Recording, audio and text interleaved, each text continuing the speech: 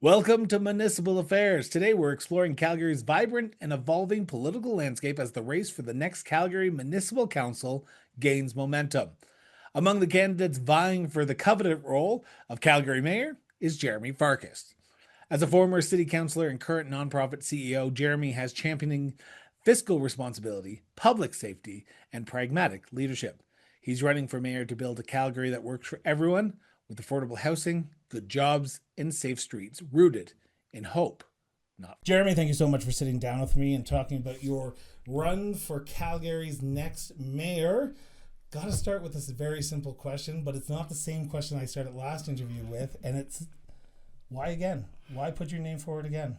Well, thanks so much, Chris, for having me. I remember the last time we were chatting, I think it was virtually, and you're asking me why I wanted to run across the entire country, which was pretty amazing. And for me, running for mayor means helping Calgary be ready for the future.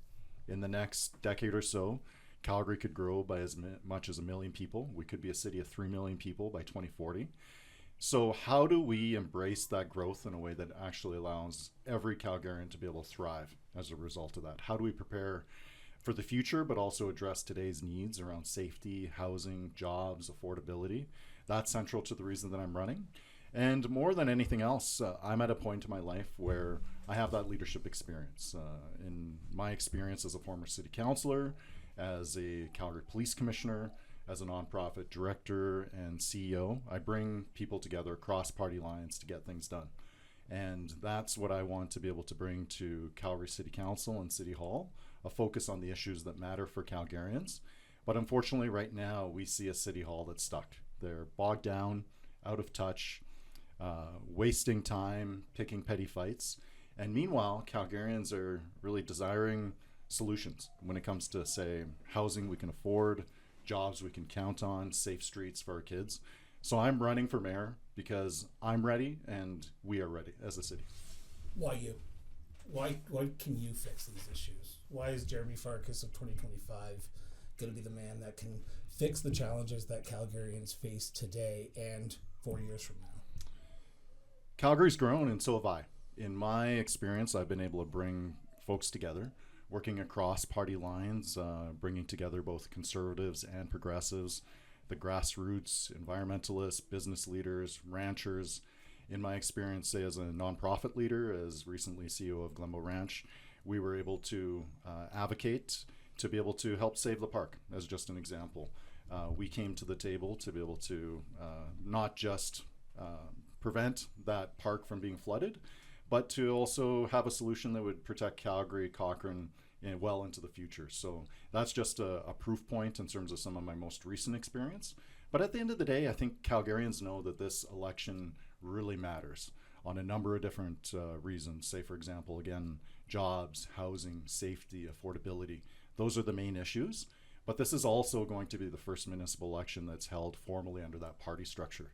It's essential for me running as an independent because I want to be able to bring people together. I think Calgarians right now need a mayor that's practical, that's pragmatic, focused on the solutions, and that is what I'm so excited to share. It's really our team. We've been able to build an incredible team across every single corner of Calgary, focused on those solutions to the issues that matter to Calgarians. We're going to talk about some of the issues here in a few minutes, but I want to stick on you for a few more minutes. What has changed about Jeromy Farkas from 2021 to 2025? Because there's probably a lot of people out there who, when you go knocking on doors, are you running on the same platform that you ran in 2021 that you're running this year? Or have you grown as a candidate, as a mayoral candidate, for what Calgary needs to be? Well, it's a question I get a lot. And half the people think I've changed too much. The other half think I haven't changed enough. Another group think that I haven't changed at all, right? But for me, it's very clear. I'm not the same guy as I was 10 years ago. Our city's not the same city.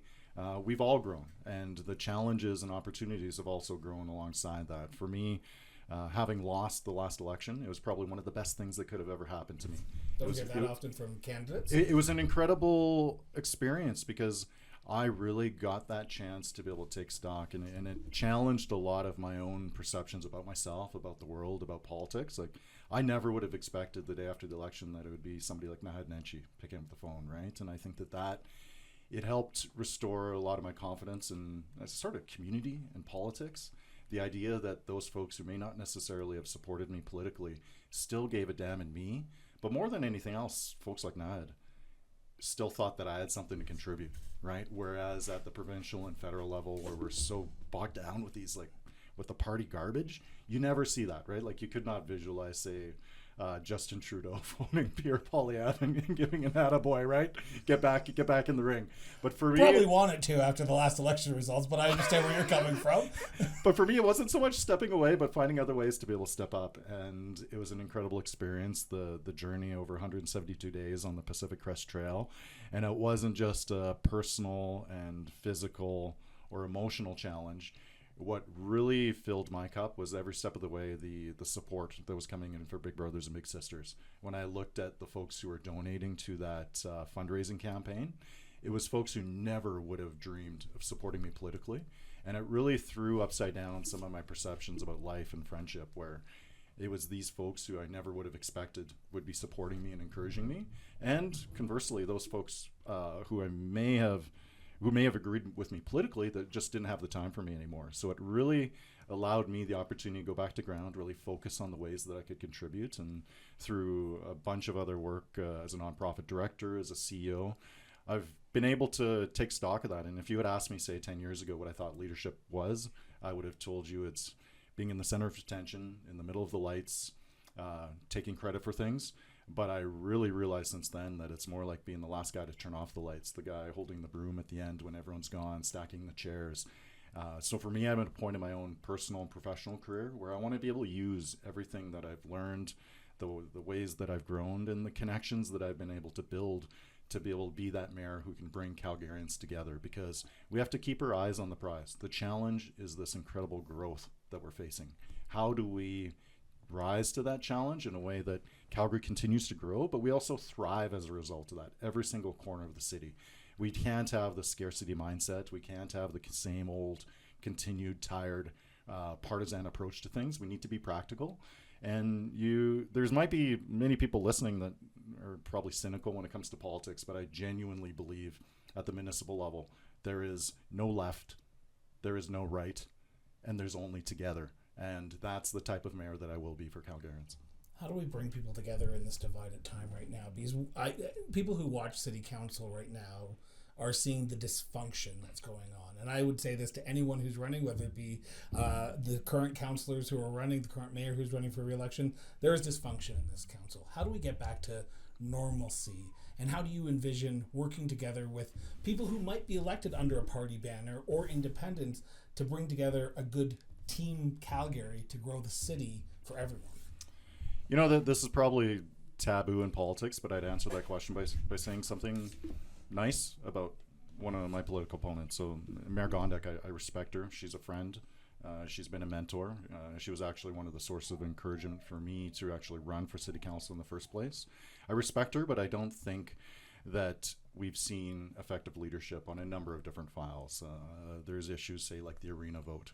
How do we have $1 billion cash for an infrastructure project like this, but we don't have adequate funding to, say, maintain effective prevention, social services, or even water pipes? But I think the way that you bring folks together is you don't attack the person, you attack the problem. What is the issue? And it's 99% of people can identify what the problem is with City Hall. Again, bogged down, out of touch, dysfunctional, wasting time. But the 1%, and I think that's where the focus needs to be, is on the solutions. So I've just been so grateful to have built that team who've been able to help me produce some incredible policy. So again, it's a little bit unorthodox to talk so much about policy. Well, no, to talk about policy, right? I think that the traditional knowledge, to the extent that it is in politics, is that you generate the contrast, you go on the attack. Whereas for us, we've taken a big risk to focus on the solutions. Don't just identify that safety is an issue. For example, in our 25-point plan on safety, which I was about to literally go into that. Yeah, continue on. Which folks can actually read in detail on our site. We go into an exploration. Of course, there's the immediacy in terms of addressing today's safety needs, but it's not so much being tough on crime, which it is, but it's being tougher on the causes of crime. Thinking about prevention, being more proactive, thinking about things like housing, mental health, addictions, mentorship. There's a lot that goes into being able to solve these problems. And that's what I think Calgarians are looking for in their next mayor. Somebody who can bring folks across the political spectrum to be able to get those things done and help make the case and bring together both conservatives and progressives at this critical point in time. You talk about mental health and addiction healthcare, which is very traditionally a provincial mandate to play in, and that is their responsibility to look after that, to fund that. We see more and more municipalities, we see the city of Calgary working on more provincial issues because of the downloading. How do we solve this issue with the limited funds that we have, though? Because there's a lot of people who would say it's great to try to solve this issue, but we have water line breaks, we have roads that need to be repaired. How do you balance the mental health challenges that Calgarians are going through with the day-to-day realities that City Council needs to address?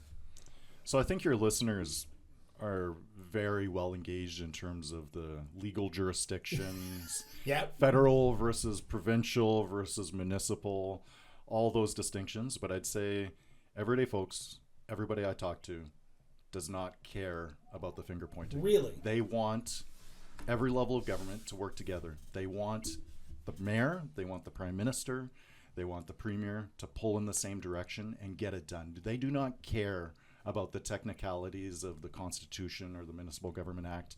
When you do not feel safe, nothing else matters. Safety is a critical municipal responsibility, and as mayor, I will do absolutely everything required to be able to ensure that every single Calgarian feels safe in our communities, whether that's personal safety and security, but also extends to things like every kid in this city should be able to walk safely or bike safely to school. So there's that. There is some question in terms of, can we afford to do this stuff? My question is, can we afford not to? We know that responding to these issues in crisis mode, in terms of policing, emergency room visits, healthcare costs, everything else, we know that this is hella expensive to deal with it the way that we have been dealing with it. So I would respond and say we can't afford not to invest in this because it's way too expensive otherwise. And we know in terms of the evidence, the data, the research, that just solving this in the first place is going to save taxpayers money down the road. So it's not, I think it's uniquely something that brings together both progressives and conservatives. I like to think of it as, say you're a family that owns a house, the roof is rotten, water keeps pouring in. How much money do you want to spend on buckets? You want to spend just enough to be able to deal with the issue, but you want to make sure that you can make your house fixed in the first place. Fix the roof, right? That's the analogy, and I think people really realize that from not just the personal dignity standpoint, but also the cost effectiveness in government. We are talking about safety, and there's a lot of people who say we need more boots on the ground. You look at social media, they're saying we need more cops on the streets to make people safe. Fentanyl is being overrun in our communities. We're seeing a lot more attacks on the C train, and people are feeling unsafe to go on our public transit right now. How do we make people feel safe? I know in one of your priorities that you've just launched, you want to open up the downtown police station again to make sure that the downtown is properly resourced with police. What other solutions can you do and City Council do if you're elected mayor to ensure that people feel safe, whether it be here in the Northeast where we're currently sitting, whether it be in the Southeast, the Northwest, or the Southwest? Well, that downtown police station is critical. It's something I advocated for across party lines. It's not enough, and that's why there's 25 points in the plan, right? We lead with the downtown police station. We talk about bail and sentencing reforms to be able to crack down on Calgary's top 100 repeat violent offenders. But we don't stop there. We can't stop there. It's about housing. It's about wraparound supports. It's around prevention. It's about providing this next generation with connection, not criminalization. It's very nuanced, but I think boots on the ground looks like a lot of stuff. It's not just throwing cops at the problem. I support our police, but I also want to ensure that they are kept accountable, right? So I think that it's them working alongside many of these, say, alternative call response models that we've seen recently that we know work, things like the help team and others, where it saves money, it responds to crisis in a way that meets the individual in the moment in a better way than perhaps just the police arriving.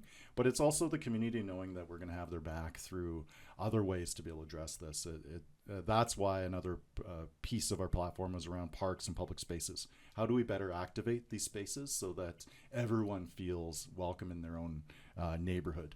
And how do we also address the nuance of safety, not just in terms of personal security, but also things like mobility, active modes, transportation. Safety means a lot of different things to a lot of different people. And I think that what does it mean in a context of a Farkas-led city council? I think it means everyone should be feeling safe to be able to engage in community. It's a community where everyone belongs. And that's why the safety policy is called Built for Belonging. It's where everyone feels that they can actively participate, whether that's in their personal life, whether that's for recreation, whether that's for employment, and whether that's for mobility and transportation as well. And I really want to emphasize that point, and that a lot of the safety concerns are personal security related, but it's also transportation, making sure that we can address, say, the recent increase in pedestrian fatalities and other issues, right? So we have to be more nuanced. And it's a lot about how we also build the infrastructure, how we enable these new parks, for example, as they're built, to better engage through what we know through crime prevention, through environmental design.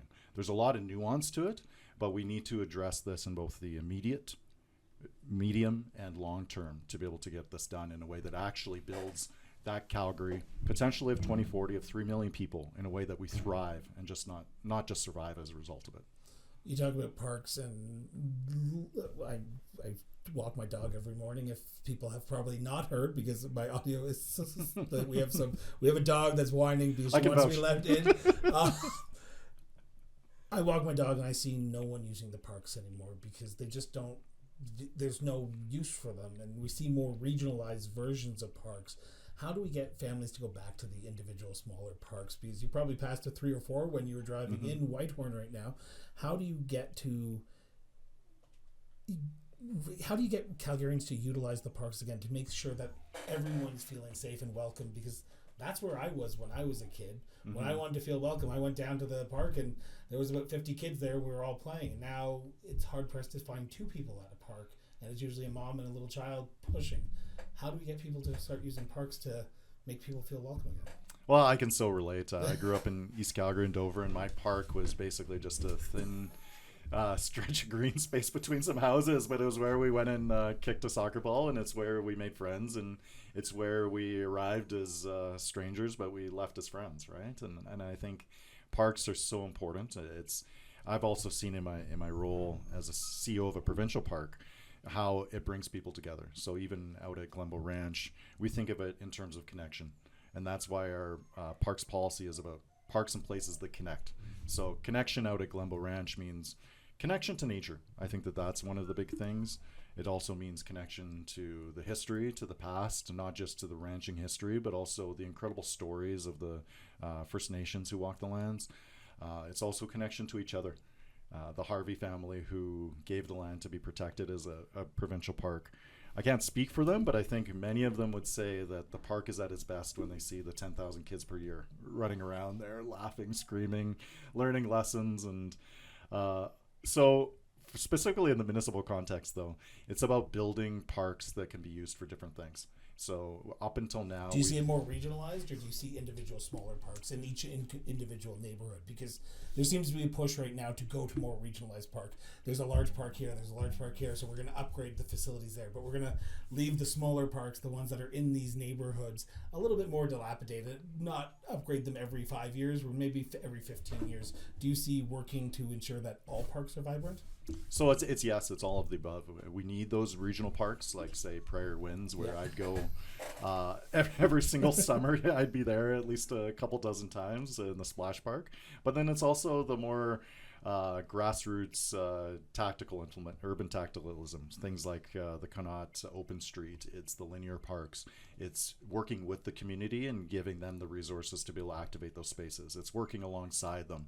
For me, growing up in Dover, I know that our community association had a lot of different ideas than, say, some of the community associations I worked with in Southwest Calgary, like Calvin Grove or Chinook Park, who probably have a lot different ideas, say, in Taradale or Marlborough versus, say, up north in Rocky Ridge. So it's about how do we create enough of a blank slate where the community can help fill those gaps, but also how do we better support the community so that they can activate those spaces so that it does a bunch of different things. For some folks, parks look like recreation.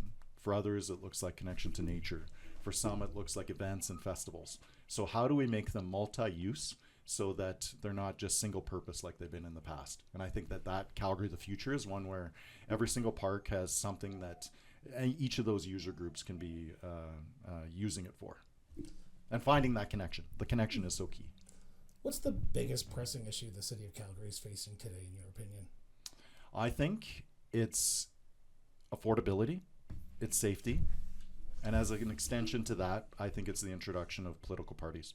I think what we know about political parties is that they continue to double down on dysfunction. We recently saw headlines in the news about rifts forming between various political parties, and it's so incredibly obvious that the political parties are about power for the select few that are engaged. They're not about solving any problems. And if we see that double down on the dysfunction, if we see the political parties take root at our municipal council, that means that none of the issues can be solved for. No matter how important, say, safety or affordability or jobs or housing are, if we have a dysfunctional political party system in place, none of those issues can be properly addressed. So everything... Well, it's the system we're under, right? While we're under it, we have to play within the guidelines that the provincial government has set out. While it's dysfunctional, you may have to work with people who are elected under a party system. How do you do that if it's the most pressing issue? Well, I think as a mayor, the reason I'm running as an independent is not to be alone, but to be able to build that team. I think I can offer something that none of the other candidates can, especially those running on party labels, and that I won't have that baggage. I will be able to reach across the aisle and say, on day one, when we're sworn in as members of council, that we're colleagues. And we're working together, pulling in the same direction. And I think a lot of folks are seeing that if at least the mayor's chair can stay independent, these parties will probably fizzle away. But if we see them get that beachhead, if we see them entrenched, they're here to stay. And just because the provincial government has thrust this garbage on us, it doesn't mean that we have to play. We can assert ourselves, and let's take the premier at face value when she says that this is a pilot. Let Calgarians, I think, are going to speak pretty loudly and clearly and say that we do not want this. So the rules can be changed in order to ensure and protect that individual representation for Calgarians. Because when I think about my own personal experience as an elected official here in Calgary, the things that I'm most proud of achieving were the things where I was able to achieve consensus, reach across the aisle. For example, being the co-signer on Mayor Nenchi's mental health and addiction strategy. Incredibly important, rewarding work. Even working with, say, other colleagues like, say, Drew Farrell, who sees things quite a bit differently than me, but advocating for Calgarians to have a voice in, say, an Olympic plebiscite, or even more basic things like trying to explore issues around our water system, fix water pipes, things like that. Restoring the City of Calgary's summer student and mentoring program. The things that are the most rewarding are the ones where I could work across those political divides to be able to get things done. And I think the major issue that Calgarians recognize with political parties is that they result in good ideas being shot down because of a blind loyalty to a jersey color.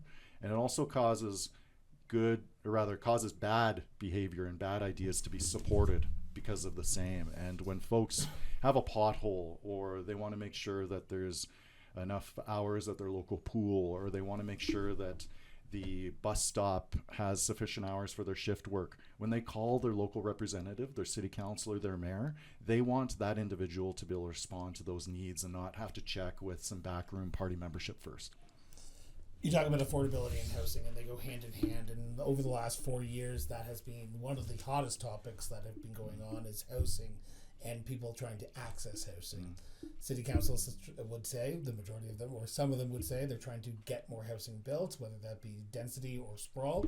And then there's others who say the blanket rezoning that we've passed here in Calgary is not what we need. Where do you fall on the blanket rezoning that Calgary has passed? And do you see a fix to address the housing challenges that Calgarians are put under pressure right now with? Well, I'll take a step back. I think look at what elected officials actually fund. Look at their budget decisions to tell you what they think is actually important versus what they tell you is important. When we look at the major capital priority for this current council, it has been that arena. So I think it's the Flames owners who are the ones that most predictably got affordable housing out of this government versus the municipality continuing to scale back its commitments around housing, around even preventative programs, say mental health and addiction. So there's that. I much favor a local area planning process that can work alongside communities to be able to focus that density and development in the places that say have the appropriate infrastructure. I think that to date the blanket zoning hasn't been able to deliver the affordability, the speed, or the scale that we need to be able to address the housing crisis. And I want to emphasize that we are in a housing crisis. The average income in Calgary is about $65,000. The average income to afford the average rent is about $85,000. And we need to focus squarely on ensuring that if you work hard in Calgary, you can afford to make it, that you can have a job, that you can have a roof over your head. And if so what's priority number one then to address that? Because you'll be leading an organization that will be tasked with trying to solve this. And 4 years ago when I spoke with mayors and councillors, this is what they wanted to solve. And well, last time I checked, we are still under this crisis. What is priority number one to address the housing shortage right now? Is it to reopen the blanket rezoning? Is it to work with private contractors? What is priority one? So it's to restore certainty. Okay. And I think right now, successive decisions by council have caused a lot of whiplash. They say one thing is important when it comes to actual investment, it's the arena that the money's gone to. So I think it's restoring. Is it a bad deal, the arena? Yes. Is it a better deal? Was it a better deal under what Nenshi and Davison and yourself while at council had? Well, it's a 10 times worse deal. We have upwards of 95% of the cost for this new facility being borne by taxpayers, with 100% of the proceeds going to the private Flames owners. And, you know, I'm a big sports fan. I'm a big hockey fan. Love the Flames. I don't blame their owners for getting that steal of a deal. We blame them for their playoff runs, right? Well, you know, what happens on the ice is different than what happens in these back room, like in-camera meetings with City Council. Yeah. But I just wanted to, I would just want a City Council and Mayor who will work for us, right? Who will actually work to be able to get the deal that would have actually delivered this needed infrastructure in a way that didn't have to come at the expense of all of these other priorities, including housing, because the $1 billion spent on the arena is $1 billion that can't be spent on housing. And as we're trying to work with provincial and federal governments, what does it say to them that our number one capital priority isn't housing? It's not safety, it's not affordability, but instead it's the rink, right? So I think would you honor the deal? Yeah, it's underway. I can point to the issues that I had with the deal, but also want the city to move forward, especially as we move forward, as you mentioned, on housing. So for housing, restoring that certainty looks like bringing certainty to all the partners involved. So we have homeowners, we have renters, we have the nonprofit sector, we have builders, and we also have city administration. Yeah. It's not land use that builds homes. It's collaboration, it's partnerships, it's investment. So when we take a look at what does restoring certainty for homeowners look like? It's granting that change is inevitable and it will happen in our neighborhoods, but the community will be able to input and guide where that development happens along major corridors. Restoring certainty for renters means stepping up in a big way, recognizing that renters are a part of our community. Your ticket to citizenship and being a Calgarian is not contingent on whether you own a home or not. Renters are part of the community and not diving into this sort of us versus them narrative. So in our housing policy, which will be released in the coming days, we really lean in terms of measures that we can advocate for and protect renters. Restoring certainty also extends to, say, to the builders, making sure that there's transparency around where future investments will happen. Look, builders want to be able to build. They want to be able to profit, but they should be able to also be granted the same level of transparency as the public would in terms of where major infrastructure will come. The major, most intense development should occur around activity centers, around schools, around LRT, where it makes the most sense. Restoring certainty also looks to the nonprofit sector. So it's not just government alone. It's not just the private sector that delivers the housing at that speed, and that affordability and that scale that we need, it's our nonprofit sector. So I'd like to see the city move a lot quicker in terms of pre-zoning some of these surplus lands. And I'm not talking city parks to be developed. I'm talking about, say, empty parking lots that aren't collecting any money that potentially could bring in property taxes, but also deliver housing for needed Calgarians around, say, near where I live, near Westbrook LRT. That's an incredible site which could accommodate hundreds, if not thousands, of units. And then it's also restoring certainty for city staff. Look, our colleagues at the City of Calgary are incredible. Many of them have been demonized through this, but they haven't been given adequate direction or strategy from that board of directors, that city council and mayor, to be able to execute. And I think getting together all of these groups, providing them the certainty that they need to be able to pull in the same direction, that's going to be so essential for our next mayor and council to be able to solve this crisis, because housing is a crisis, and our current leadership have really been presenting two choices. It's either give the developers a blank check, build anything anywhere, which has been obviously not working. And then the other approach is promising that no change will ever happen in any neighborhood and no development will ever happen. There has to be a better choice, and that's what we're going to be putting forward to Calgarians, is that targeted approach that helps restore that certainty for everybody involved in delivering and being able to ultimately have that roof over their head. I'm very cautious of time here. We're about the half hour in. I've got about 10 minutes left. We're good. No, okay, good. Well, I just want to take a moment to describe this amazing space. So, Chris, I like buttons. I like buttons and pins from municipalities. What can I say? And I have a few. But you got to do like a behind the scenes kind of tour in this space. This is such a cool spot to. Okay, so if you got a few extra minutes, I want to do some rapid fire conversations. Green Line. This was a hot topic in 2021. It seems to be more of a hot topic right now with where it's going south end, if it's going north. Where do you see the Green Line going? Do you see it going over an overpass? Do you see a tunnel? What's your vision for the Green Line? Is it lining up with what council is talking about right now, or does the Farkas vision of Green Line look completely different? Well, I think what's been lost in this, and I think Green Line is an example of that failure of leadership, but what I think has been lost in here is that the whole point of transportation in Calgary has been about moving people, not necessarily just trains. So what's been lost in this conversation is some of the opportunity cost when it comes to making sure that Calgarians, regardless of where they live, have that access to quality transit. So the focus has been on Green Line, I think, at the expense of an overall transportation and infrastructure system that will get Calgarians moving, not just for recreation or to work, but also to education and skills training. So another piece of this that's also been lost is the continued year after year drama around the low-income transit pass. So this is a huge issue where I think both the municipality and the province need to double down and commit to with predictable funding, because every single year this incredible program is put on ice or at least potentially jeopardized, right? So I think that there needs to be a focus on that. Right now, I think specific to the Green Line, a lot of Calgarians are frustrated with the lack of transparency around this. It's hard for many candidates to even commit to supporting it when a lot of the plans, at least that we know of, have been kind of released back of the napkin. There hasn't been the due diligence and vetting put on that. When I served on council, my preferred route for the Green Line would have been from this new arena down south to the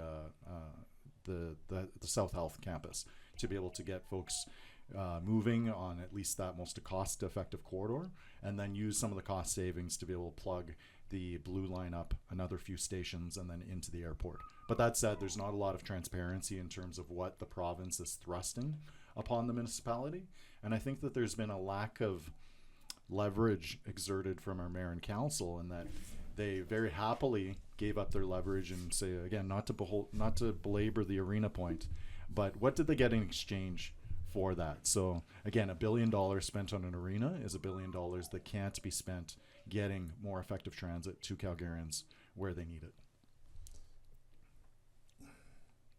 Gonna ask the very political question, and I apologize. Yeah, please. This is a political talk show, isn't it? It is, but it's more of a federal issue. Yeah. But it has a very strong ramifications here in Calgary as well. My husband is Jewish. We're seeing a rise in hate to the LGBTQ plus community, BIPOC community. Anti-Semitism is on the rise in this city, and we're seeing more and more people feeling unsafe. We talked about safety a lot in the beginning. How do we make Calgary a welcoming community that everyone feels safe, whether they are Jewish, gay, straight, trans? How do we make people feel safe?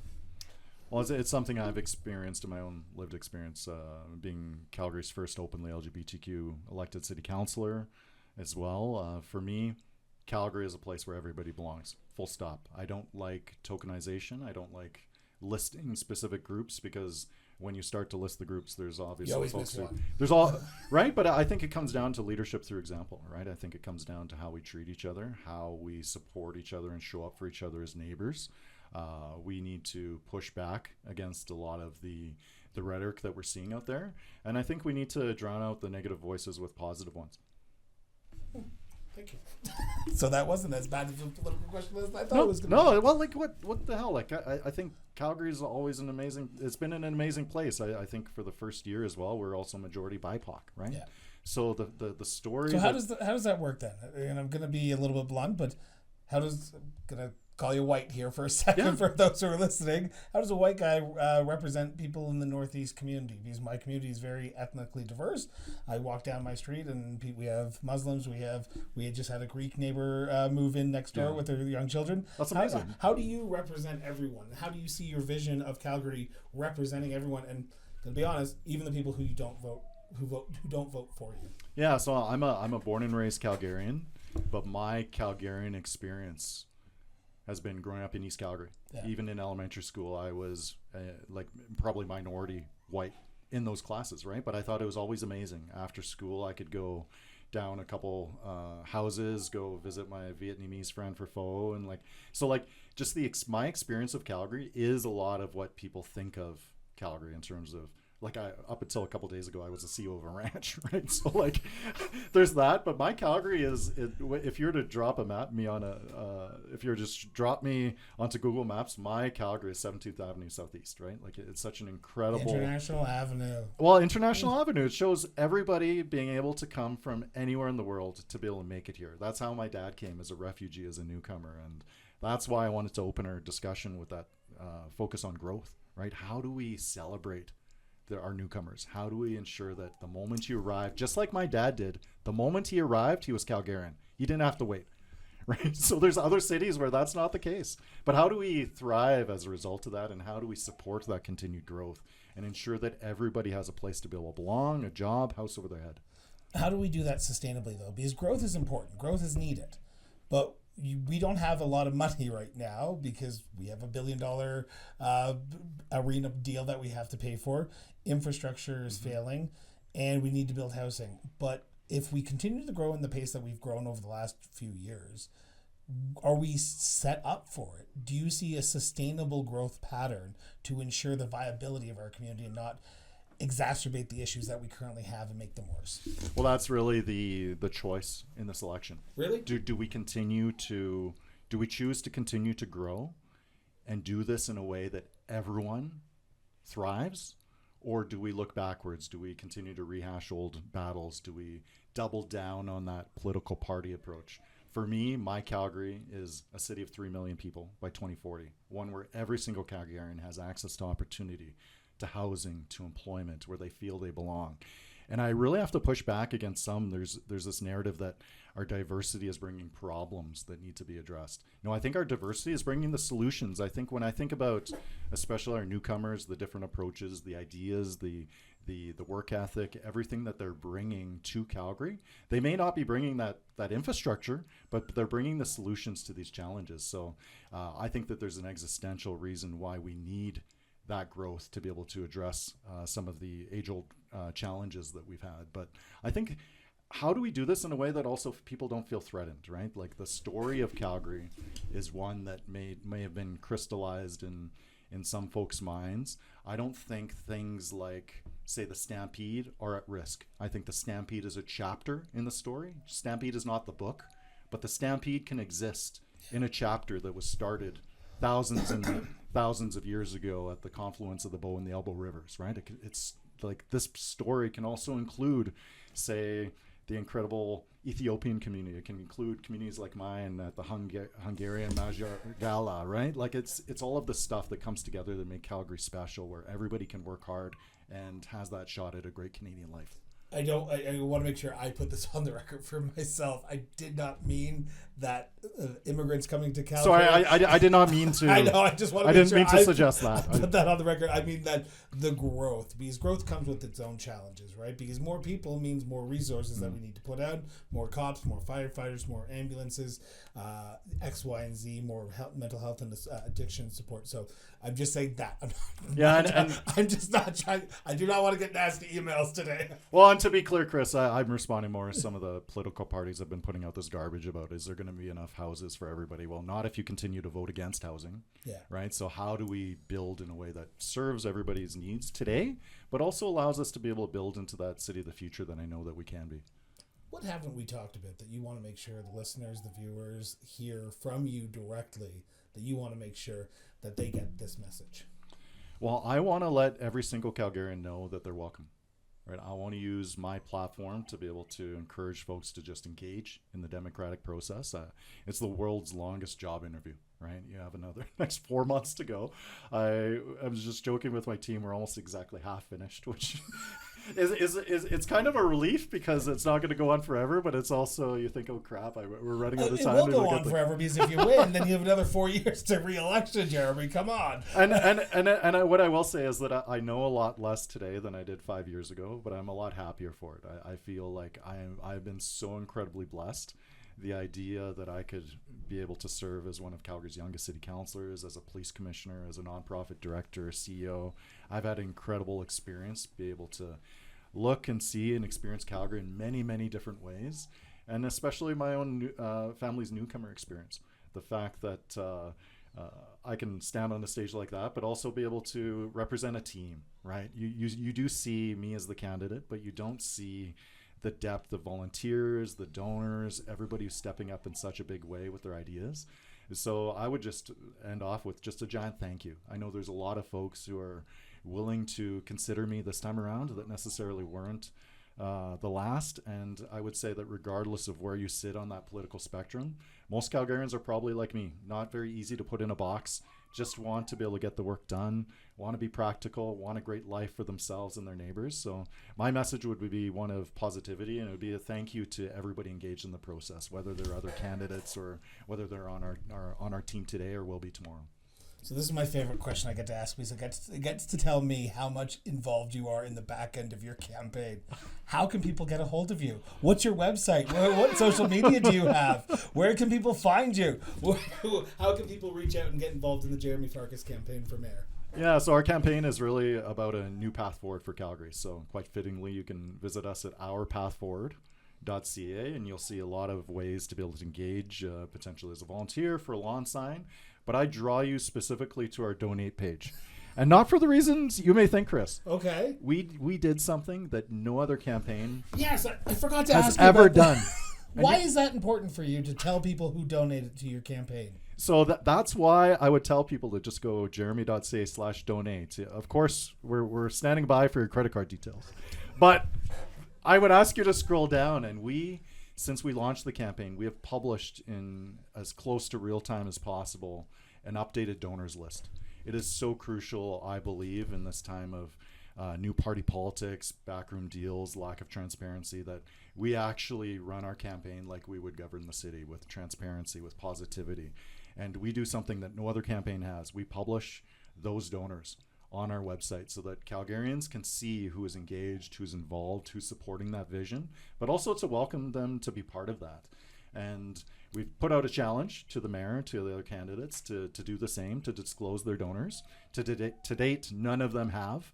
I heard one's having a hard time raising funds, so I'll just leave that at that. Well, I can't be overly cocky. What I will say is that I've just been really grateful for the support, and that's reflected in the many, many hundreds and hundreds of names that you'll be able to see on our page. And that's really at the core of it. I think that this election will be about whether we choose to continue to grow and to welcome new Calgarians as neighbors and also address the issues of today. But I think it's also about that practicality, that positivity. People want to vote for Calgary. They don't want to vote against Calgary.